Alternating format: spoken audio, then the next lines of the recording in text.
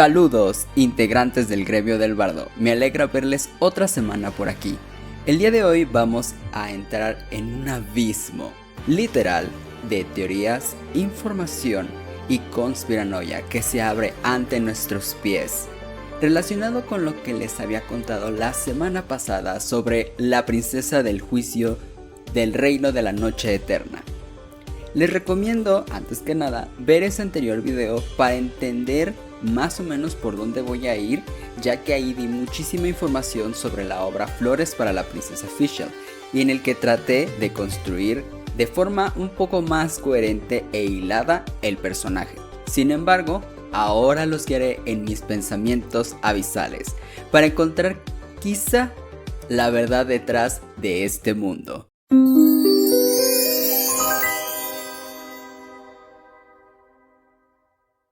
Debido a que la información es mucha, me veo en la necesidad de ir poco a poco. Primero me dedicaré a hablar sobre los personajes más interesantes. Dentro de estos personajes me detendré especialmente en Zaratustra y su oponente el músico.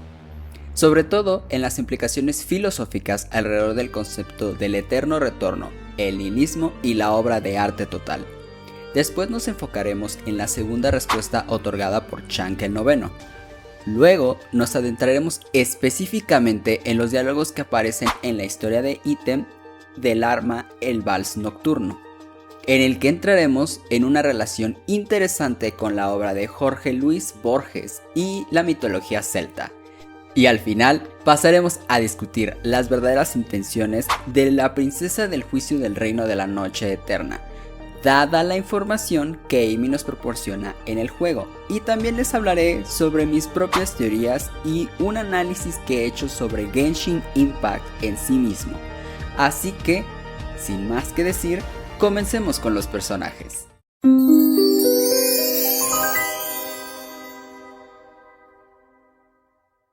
Empezaré viendo la información que les he brindado sobre la princesa del juicio, que pueden revisar en la serie de videos que hice sobre la leyenda de la barda fragmentada, y diferenciando a la princesa del juicio de esa novela con la de Flores para la princesa Fischl. Primero, la diferencia más clara es que Fischl cuenta con dos figuras cuidadoras, el Kaiser y la Kaiserin, a diferencia de Paquita, quien no parece tener una relación cercana con ninguna figura progenitora. El rey de los dioses, en la leyenda de la alabarda, se mantenía como un vigilante e incluso un tirano ante Paquita. El Kaiser parece ser más una figura a la que Fischl puede pedir consejo. La completa ausencia de alguien parecido a la Kaiserin en la historia de la alabarda me hace pensar que posiblemente sí haya estado ahí, pero haya sido eclipsada por lo sucedido. ¿A qué me refiero con esto? Bueno, si aceptamos la teoría de que el Axis Mundi y el Rey Dios son una misma entidad o algo parecido, originados por la noche y el caos, puede que el propio Rey Dios haya tomado parte de la energía de la noche para crear a la princesa del juicio, haciendo que sea su madre de forma indirecta. De este modo entendemos que la Kaiserin tenga una personalidad misteriosa y se comunique con frases descontextualizadas. La segunda diferencia es el tipo de compañía que tienen ambas. Mientras Mir forma con Paquita una relación sentimental de compañerismo y crecimiento individual, parece que Fischl y Oz son únicamente compañeros en los que media la lealtad, con una misión en común: construir el reino de la noche eterna y protegerlo. Y dado que no contamos con más información sobre su historia, al faltar los volúmenes que componen la obra completa, no podemos indagar más sobre ellos como dupla.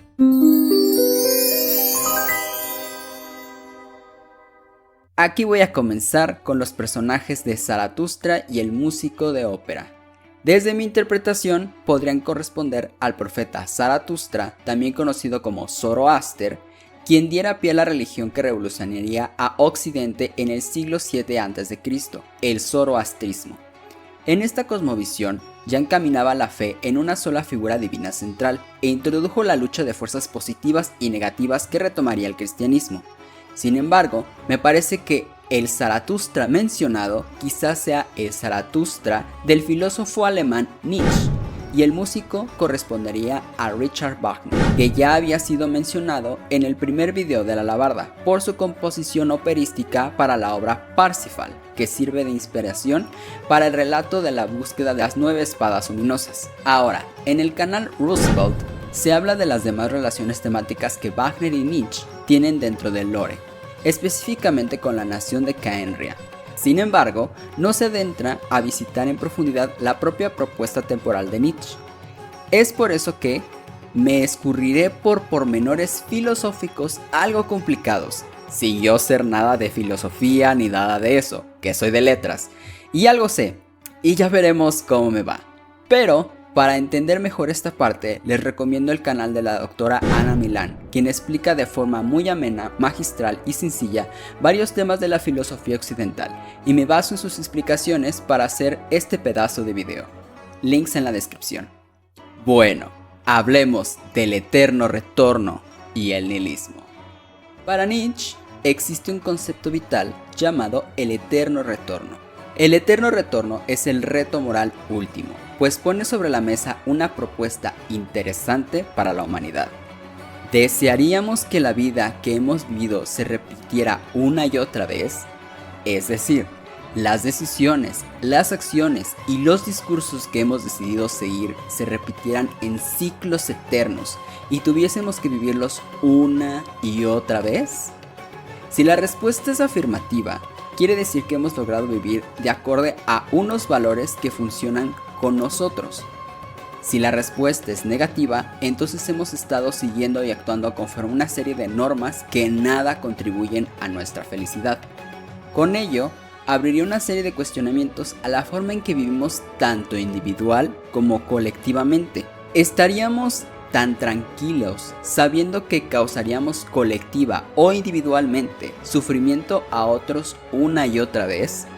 ¿Seríamos capaces de seguir atándonos a nosotros mismos o permitir que nos aten a valores que no nos apelan y que tampoco nos permiten vivir como deseamos? ¿Escogeríamos masacrar, humillar, perseguir o eliminar a miles para no perder la posición que nos ha sido asignada y que también nos oprime? ¿Qué estaríamos dispuestos a soportar o a sacrificar para continuar con este ciclo? Y aquí es donde el eterno retorno abre la posibilidad de la creación de nuevos relatos, nuevas interpretaciones, que no escapen a lo vigente, sino que abran posibilidades diferentes para nuestras vidas, nuevas narrativas. Y entonces aparece la obra de arte total. Para Nietzsche, la capacidad de renovarnos, de crear más allá, fuera de lo establecido, escribiendo nuevas interpretaciones de la realidad y de nuestra individualidad, es lo que podemos llamar el arte de vivir, la obra de arte total.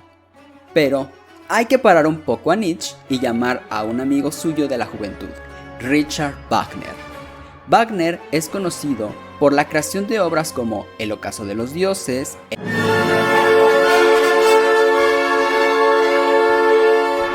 o La cabalgata de las valquirias.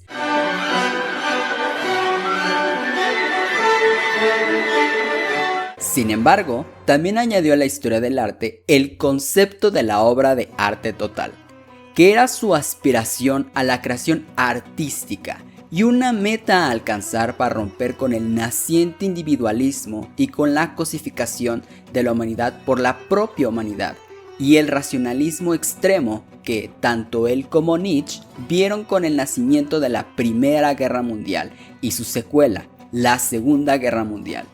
Tanto para Nietzsche como para Wagner, la obra de arte total era una forma de creación que recuperaba el optimismo clásico griego por la pasión de vivir y dejaba atrás los valores de la cristianidad que habían sido erosionados por el capitalismo creciente del siglo XIX, trayendo consigo al nihilismo.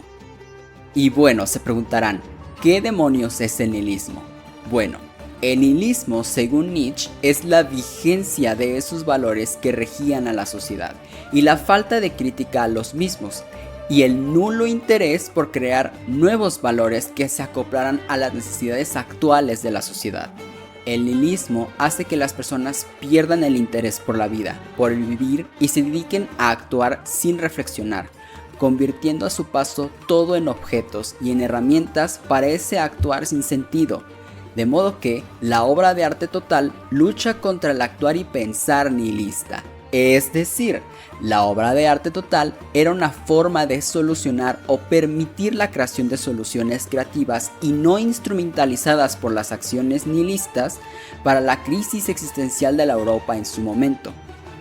Esto mismo es lo que dice Chang el noveno sobre el papel de Zaratustra y el músico en su devoción a la princesa del juicio. Mientras Zaratustra cantaba los dolores que la princesa pasaba en su corazón, ciclada en un eterno retorno infeliz, el músico cantaba sobre las motivaciones reales de la princesa, es decir, saber que ella no ha querido o no ha sido capaz de romper con su ciclo de dolor, no ha sido capaz de crear nuevos valores y narrativas para sí y para el mundo, y por ello se avergonzaría de darle la razón al músico, y es lo que la motiva a escoger al primero, pese a que ambos hablen de lo mismo. Pero regresemos un poco antes de continuar para aclarar qué demonios es la obra de arte total, sobre todo para Wagner, porque lo retomaremos después. Aquí me sirvo del canal de Julieta Weibel, espero estar pronunciando bien tu nombre, perdón, en su video sobre este tema, link en la descripción. Ella explica que para Wagner existen puntos principales para que una obra sea considerada una obra de arte total, y estos son los siguientes. El egoísmo es contrario al arte, la fuerza creadora yace en la pluralidad. La relación del ser humano con el arte es igual a la del ser humano con la naturaleza, es decir, nada humano puede ser artificial y nada artificial creado por el hombre deja de ser natural. La base de la obra de arte total es la tragedia griega y su visión integradora de todas las artes, o sea, que en un mismo espacio-tiempo convivan todas las disciplinas artísticas, música, danza, escritura, pintura, arquitectura, manejo de luces, tecnología, etc. Todas las artes están subordinadas a un propósito en común, el drama. Drama en griego significa acción. Acabar con la división de la experiencia estética y llevar a la inmersión estética absoluta, lo que llevará a la catarsis, es decir, llevar al límite la experiencia en el que la división que tenemos entre razón y sentimientos, conciencia e inconsciencia, realidad, ficción, se pierdan, no existan, se terminen, para hacer a la humanidad artista y obra de arte al mismo tiempo, pues el público mismo es parte de la construcción de la obra de arte total. Ahora pensemos en lo dicho por Chang de la obra de arte total. Cuando ésta suba al escenario del apocalipsis, la obra de arte total hará que surjan las bestias que vienen del centro del mundo, es decir, si recordamos lo que pasó con el Rey Dios y cómo Paquita tuvo que atravesarlo para volver a conectar los 9 reinos o la realidad, la obra de arte total sería algo así como el culmen de la creación, y esto llamaría a las bestias del mundo.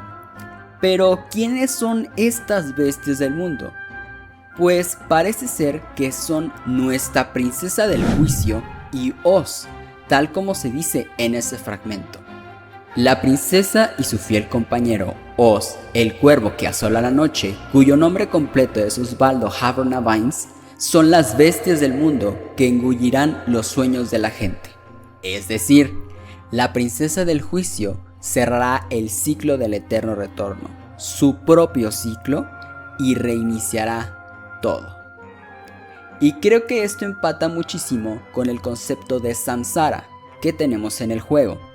Si recordamos lo sucedido en Sumeru con los sabios de la academia y lo que pasó con Rukkhadevata en el cataclismo, veremos la conexión directa entre el concepto del eterno retorno y el samsara, sobre todo en la plática que tiene Rukkhadevata y Nagida al final de su primera historia de Arconte, en la que Rukkhadevata declara que Nagida es ella, pero en este samsara.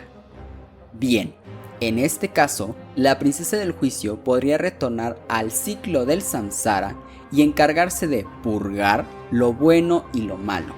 Y aquí me tengo que meter con los griegos, Para los griegos, todas las almas, al final de su recorrido por el inframundo, debían tomar agua del río Leteo, que hacía olvidar a los muertos quienes fueron en vida y permanecían como sombras errantes para la eternidad. Los purgaba de la vida, de la memoria, del recuerdo, pues la gloria estaba en la vida, no en la muerte. La única forma de permanecer con vida sería por sus acciones y en la memoria de las personas. Y hasta ahora, si pensamos en todo esto, podemos enlazar la función de la princesa del juicio y el reino de la noche eterna, y posiblemente su verdadera misión, y con ello la importancia que Genshin Impact hace a la memoria y al recuerdo, y el poder que tienen estos. Pues la energía elemental, según vemos en la misión legendaria de Nahida, es una equivalente de las memorias.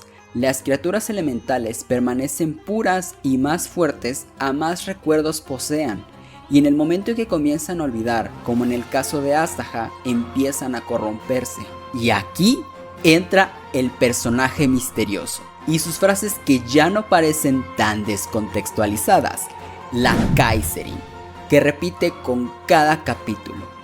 Encuentra el sentido de esta, tu propia existencia, en alguna parte. La noche se está haciendo más profunda, la caída en el nihilismo y la nula reflexión por la incapacidad de plantearnos el reto moral del eterno retorno. Pero el sueño aún sigue vivo, el sueño de la filosofía de la libertad. Y con esto cerramos el apartado de los personajes. Quizá en otro momento hablemos de la relación entre los sueños y la libertad, y cómo los respectivos arcontes, Venti y Nahida, pueden tener más en común de lo que pensamos.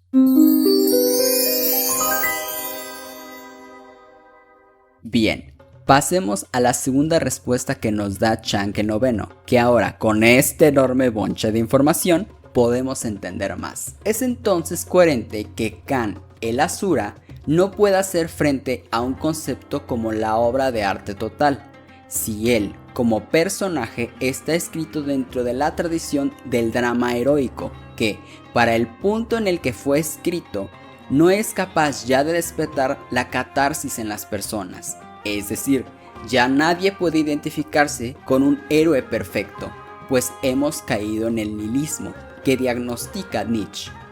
El poder catártico de la obra de arte total es muchísimo más fuerte, pues plantea una inmersión completa y no solo un proceso de identificación. Hablemos pues de la historia en el arma Vals Nocturno. En ella se nos habla de la melancolía que sufre Fischl durante su travesía por ser testigo de innumerables mundos que han desaparecido. Y también se nos dice algo muy interesante. Toda devoción es reducida a polvo con el transcurso del tiempo y se convierte en una demencia ante aquel antiguo árbol invertido. Creo que no es de sorprender que el árbol invertido del que hablan lo reconozcamos como el Irminsul. Y aquí empieza lo verdaderamente alucinante. Se nombra a la República de Rema. La República de Rema evidentemente hace referencia a la República de Roma, pero es donde se pone interesante el asunto, porque aparentemente la caída de Rema da pie al gobierno del otro hijo gemelo de los lobos. Esto tiene que ver con el mito romano fundacional de los gemelos criados por una loba, Rómulo y Remo, y a su vez el asesinato de Remo a manos de Rómulo, por lo que Roma lleva el nombre de Rómulo. Pero podríamos pensar que en una línea paralela a la nuestra, Rema existió. Remo fue quien lideró y fundó la ciudad, y cayó para dar lugar a Roma. Luego se nos cuenta que Drogful, un personaje que sale absolutamente de la nada, cayó ante la bestia del mundo, luchando por sus valores de juventud. Y aquí es donde entra Jorge Luis Borges a la ecuación.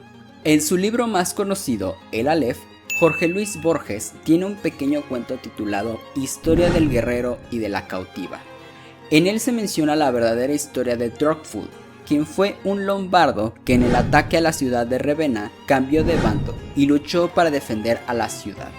Sin embargo, la figura de Drakful no se queda aquí, pues Borges extiende la consecuencialidad de las acciones de Drakful más allá de lo que nadie podría sospechar, y lo hace partícipe de hechos que generan la realidad en la que estamos, su muerte misma y sus acciones de aparente traición o de comprender el daño que su pueblo le hacía a la ciudad, cuya magnitud como estandarte de civilidad le hizo reconsiderar su participación en el ataque, nos permiten existir tal cual como lo hacemos hoy en día. Así pues, la historia de Drakful es parte de todas las historias que se desprenden de ella, sin saberlo, y a su vez de la propia historia como una interpretación abierta y cambiante, inacabada y continuada a través del tiempo y el espacio. Y Borges termina su cuento con esta frase: ¿acaso las historias que he referido son una sola historia? El anverso y el reverso de esta moneda son, para Dios, iguales. Ahora bien, si alguien conoce a Borges, sabrá que este escritor le gusta jugar con los conceptos del tiempo, el espacio, las historias y narraciones laberínticas y circulares. Es decir, en su ficción, Borges establece eternos retornos que nunca acaban, pero no se repiten tal cual sucedieron. Más o menos como la idea de Nietzsche y el samsara. Así pues, Drakful habría luchado contra la bestia del mundo, convocada por la obra del arte total, y perdido, y como consecuencia todo hubiese sido engullido por el reino de la noche eterna, lo cual nos permitiría estar hablando de ellos ahora. En este punto de la historia, después de que Fischl aclare que no llorará por los mundos perdidos, Oz le recuerda aquel cuento de las 3 lunas que brillaban sobre el mar oscuro, una historia lejana y antigua, y que con su brillo alejaban a las bestias del reino de Arianhorn. Y aquí me voy a detener porque encontré algo muy interesante. Arianhorn es una diosa celta relacionada con el ciclo lunar, pero no solo eso, sino que también está relacionada con la muerte, el renacimiento y el renacer, eterno retorno. Y por si fuera poco, todos los símbolos relacionados con Arianhorn están frente a nosotros. Las grecas dentro de los dominios son todos estos símbolos. Los dominios son la representación de un ciclo de Arianhorn, un momento en el tiempo, tal como dicen en su descripción, que ha quedado guardado en las líneas ley. Y aún más fuerte, el triquele es también un símbolo relacionado con esta diosa lunar, y este aparece en el corazón de los pilares de Celestia. Así pues, parece ser que las 3 lunas, si continuamos con las teorías de la comunidad sobre ser sombras del soberano primordial, tenían como función mantener a raya el poder del ciclo de la noche, de una diosa lunar primigenia, cuya lógica de creación, destrucción y renacimiento no iba a favor del plan del soberano primordial. Y el destino de 2 de las 3 lunas fue la muerte por una espada que partió el horizonte a la mitad.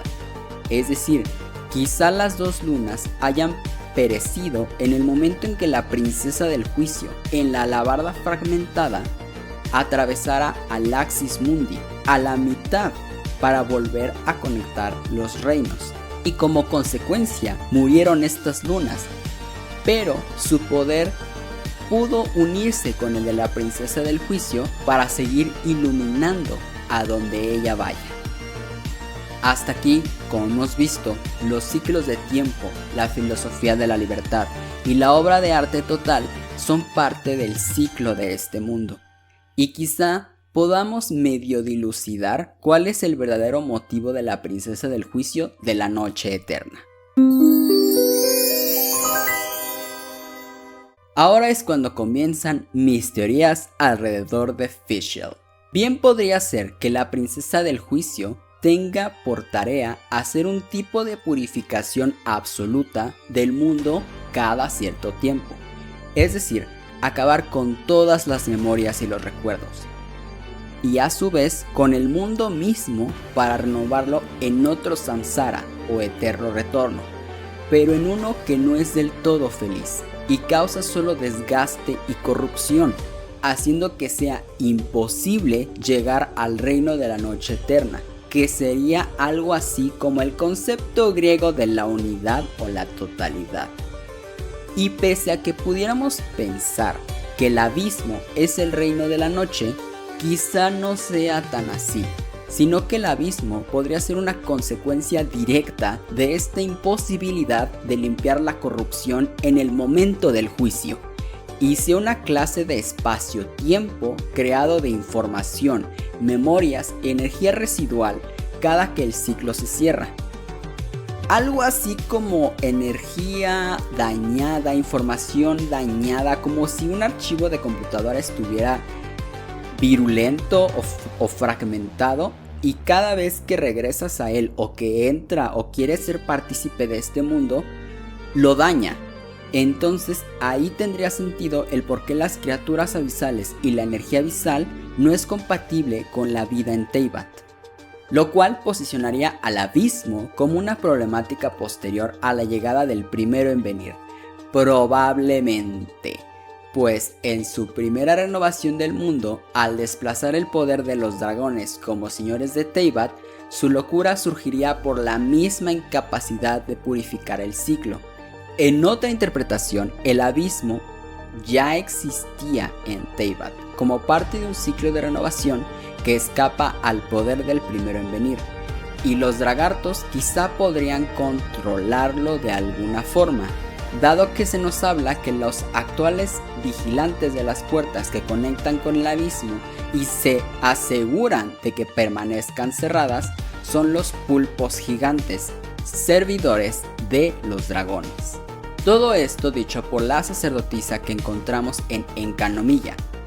Para más información sobre lo sucedido en este arco de la historia del juego, les recomiendo el video del canal Hablemos de Genshin, en el que Nani hace una excelente investigación sobre la zona y su historia. Bien, ya sea la renovación y purificación o la destrucción total de los mundos en los que la princesa del juicio ejerce su poder, todo parece desembocar en el reino de la noche eterna. Y quizá otro posible paralelo y otra posible teoría es que tal como el primero en venir viene de fuera de Teyvat, la princesa del juicio sea consciente de ello y pueda salir del mundo para entrar en otros y ejercer su juicio, purificando el árbol imaginario.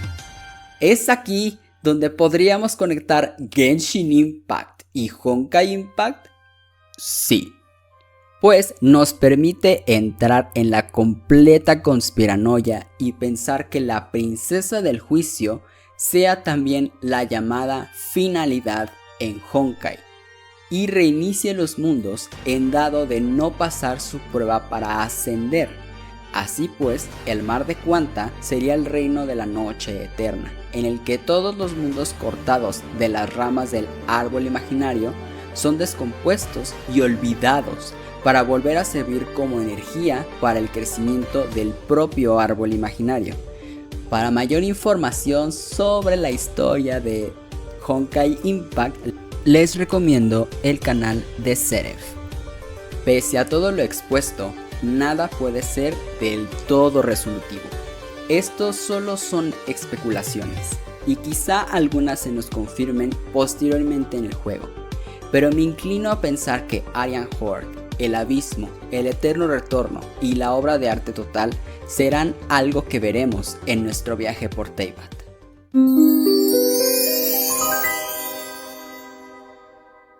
Ahora, ya por último, me gustaría sumergirlos en una propuesta de metalectura del propio Genshin Impact. Si recordamos el concepto de Wagner de la obra de arte total, Genshin Impact es una obra de arte total en toda regla. Es plural, pues el juego existe por la comunidad. Es una experiencia inmersiva del todo, y a fin de cuentas, Hoyoverse ha declarado esto como propósito en todos sus futuros juegos.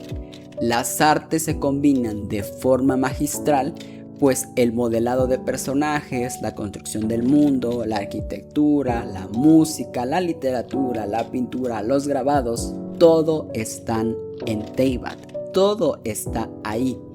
Y funciona y sirve para que todo esto se enfoque a llevarnos por el drama de la historia de nuestro viaje por Teyvat, lo cual provoca aquello que buscaba Wagner, que a través del juego encontremos nuevas formas de entendernos y sacarnos del samsara en el que nuestra realidad nos tiene encapsulados.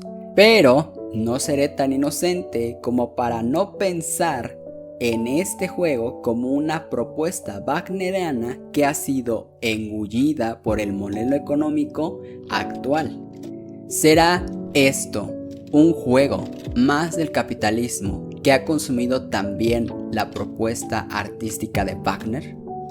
Probablemente, pero no olvidemos lo que puede darnos Genshin Impact más allá de un rato de ocio.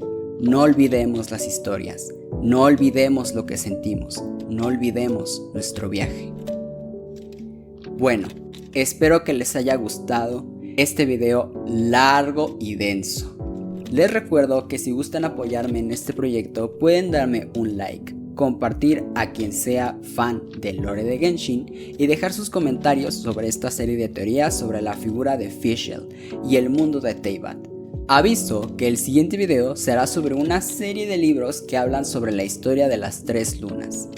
Y ya sin más que decir, me despido. Que el arte y las historias les acompañen a través del viento y el tiempo. Hasta la próxima.